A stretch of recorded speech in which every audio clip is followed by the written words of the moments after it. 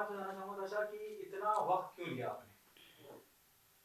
Actually being a girl ये मेरे लिए इतना आसान था नहीं कि मैं ये सब कंप्लेन लिखाऊं। और अब क्योंकि इसमें अपनी इज्जत जाती है, इसमें जो ऑलरेडी गिरा हुआ इंसान है उसकी क्या इज्जत जाएगी, लेकिन जिसकी इज्जत है उसकी इज्जत जाती है। So actually I took time for this. और मेरे पास इतना, मैं इतनी हिम्मत नहीं जुटा पा रही थी कि मैं जाऊं और मैं कंप्लेन करूं ये सब चीज़ों के बारे में।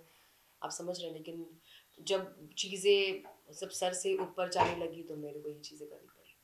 अ, किसी किसी ने एडवाइस करी आपको कि you should go and file a नहीं, कंप्लेंट और how it happened? They didn't nobody, nobody actually. मैंने ये बातें किसी से डिस्कशन करी नहीं है, और ये मेरा खुद का डिसीजन था। क्योंकि उसकी सारी चीज़ें मेरी तरफ से, उसकी जो सारी चीज़ें मुझे लेके इतनी ज़्यादा हो गई थी कि मुझे ये चीज़ें करनी पड़ी। और किसी के बोलने से कोई कुछ नहीं करता, जिसके साथ बीतती है सिर्फ उसको पता होता है। So it was him who actually forced me to do this force और again, provoke? Provoked me actually. हाँ, फोर्स इन द सेंस, इतना ज़्यादा उसने मुझे प्रोवोक कर दिया, इतना इंसिस्ट कर दिया कि नहीं, मुझे ये डिसीजन लेना ही पड़ गया। जी if you can throw some more light on the case. हाँ। अगर कुछ और बता सकें आप डिटेल में इस पूरे केस के बारे में।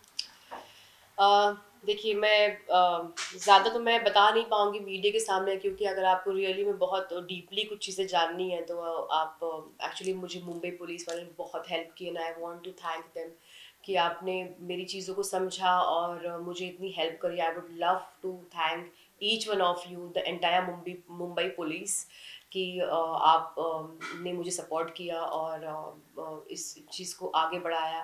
Thank you so much. और एफआईआर मैंने उसके लिए किया है क्योंकि उसने बहुत ज़्यादा बदतमीजी ने, बहुत ही गिरा हुआ काम उसने किया था। मैं जब उसके घर पे गई थी तो उसने मुझे अपने रूम पे बुलाने के बाद ही वाज मेरा, मुझे बोलने लगा कि ताशा, मैंने तुम्हारे लिए वीडियो बना के भेजा, तो तुम मेरे लिए क्या कर सकती हो? तो मैंने कहा कि आप जो बोले मैं शोज़ कर लूँगी आपके लिए। वीडियो आप जब मुझे बुलाएंगे मैं फ्री में कर लूँगी, आपको मुझे पैसे देने की कोई ज़रूरत नहीं है। सो आप मुझे जो काम बोलेंगे मैं I will definitely do it, कि अब शो कोई शूट हो या कुछ हो, इवेंट्स हो या फिर शोज वगैरह हो, म्यूजिक का, म्यूजिकल शोज हो। तो ही सेड कि तुम इतनी समझदार लड़की हो, कैसी बातें कर रही हो, और मैं ये चीज़ थोड़ी बोल रहा हूँ तुमको, तो मेरी बात को तो समझो। तो मैंने बोला, मतलब मैं समझी नहीं आपकी बातें। तो मैं थोड़ी सी अनजान बन रही थी, मुझे अच्छा सा नहीं लग रहा था इसलिए। बट उसने मुझे खुल के बता दिया कि भाई ऐसी सी बात है, मैं तुम्हें कॉम्प्रोमाइज़ की बात कर रहा हूँ। तो मैं वहाँ से उठ के जब जा रही थी तो उस बंदे ने मुझे इतनी गंद तरीके से खींचा। उसके बाद भी बहुत सारी चीज़ें थी जो मैं, ऑब्वियस सी बात है, being a girl I have respect, I can not tell in front of public.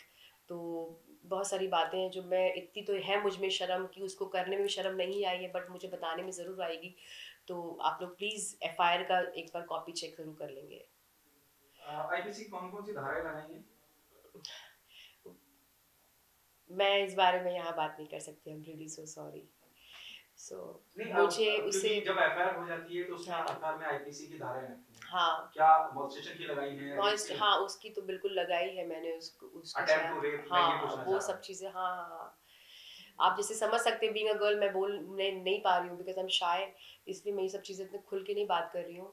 And I am sure कि और मेरा ये बोलने का, ये मीडिया में बताने की ये भी रीज़न है कि जो इतना करप्शन जो हो रहा है लड़कियों के साथ, वो गलत हो रहा है, उनके टैलेंट को नहीं देखा जाता है, उनके साथ गलत किया जाता है।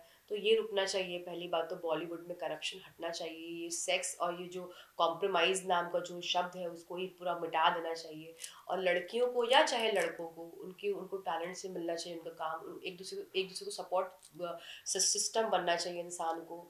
और केआरके ने बहुत लड़कियों के साथ गलत किया होगा, मैं चाहती हूँ कि वो सारी लड़कियां सामने आके खड़े होके बोले कि उनके साथ भी क्या क्या सारी चीज़ें हुई हैं, ताकि ये पूरी दुनिया को पता चलना चाहिए कि आज अगर वो किसी के साथ गलत करे तो उनके साथ भी गलत हो सकता है। This is wrong. जो गलत नाम के जो शब्द है, जो कॉम्प्रोमाइज सेक्स और ये सब जो चीज़ें हैं, वो कट हो जाना चाहिए बिल्कुल भी। This is the only reason कि मैं क्यों ये सब चीज़ें मैंने मीडिया में बोलना, ताकि ये केआरके एज अ नेक्स्ट शैतान कोई पैदा ना हो। और ऐसे बहुत सारे लोग हैं जो एक्चुअली लड़कियों के सामने गलत लफ्ज़ बात करने से भी डरे कि नहीं यार, मुझे नहीं करना है, मेरे भी घर में माँ बहन बेटी बहन है, कोई है। अच्छा, केआरके अब पुलिस ने क्या कार्रवाई के लिए कहा है? एफआईआर तो हो गई है, he is not in India. He is not in India, क्या एग्जैक्टली। क्या पुलिस की तरफ से क्या आपको इंस्ट्रक्शन या फीडबैक मिला है कि आगे वो कैसे कार्रवाई करेंगे? देखिए, मुझे इतना पता है कि पुलिस का जो काम है वो मुझे उनको बताने की ज़रूरत नहीं है।